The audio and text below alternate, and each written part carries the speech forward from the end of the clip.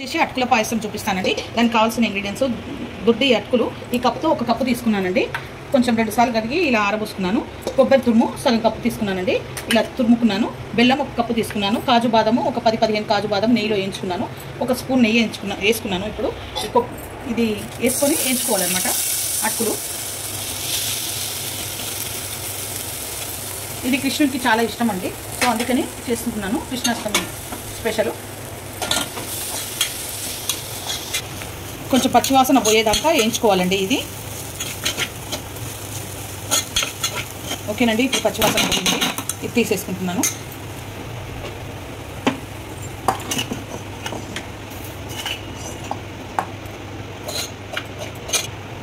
ఇంకొక స్పూన్ నెయ్యి వేసుకుంటున్నాను. వేసుకొని కొబ్బరి కూడా, ఈ కొబ్బరి తురుము ఉంది కదండి, ఇది కూడా వేయించుకోవాలి కొంచెం నెయ్యిలో.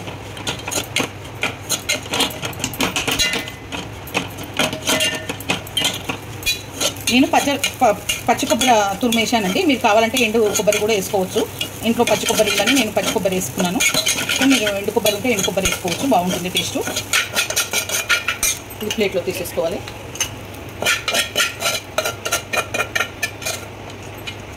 ఈ బెల్లం తురుము వేసేసుకోవాలి. ఒక కప్పు, సగం కప్పు వాటర్ పోసేసుకోవాలి. పోసేసుకొని బాగా కలుపుకోవాలి. ఇది కరగాలి బెల్లము, ఇది బాగా కరగాలండి బెల్లము. ఇది ఉడబోసుకోవాలండి ఒక గిన్నెలో, ఎందుకంటే నలకలు గిట్ట ఏమన్నా ఉంటాయి కదా, చెత్త ఉంటే పోతుంది.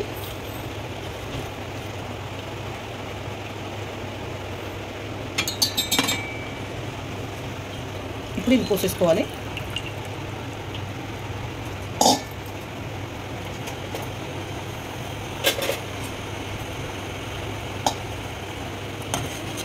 ఇప్పుడు దీంట్లో ఈ అటుకులు వేసేసుకోవాలి.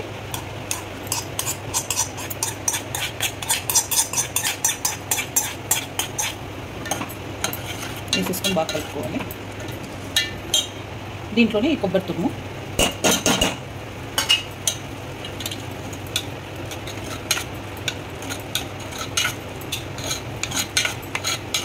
వేసేసుకొని బాగా కలుపుకోవాలండి.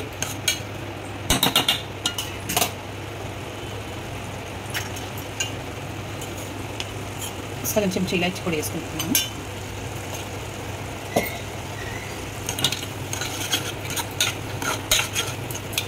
దీంట్లోనే ఈ కాజు బాదం వేయించుకునేది నెయ్యి కూడా వేసేసుకోవాలి. వేసేసుకొని కలుపుకోవాలి బాగా.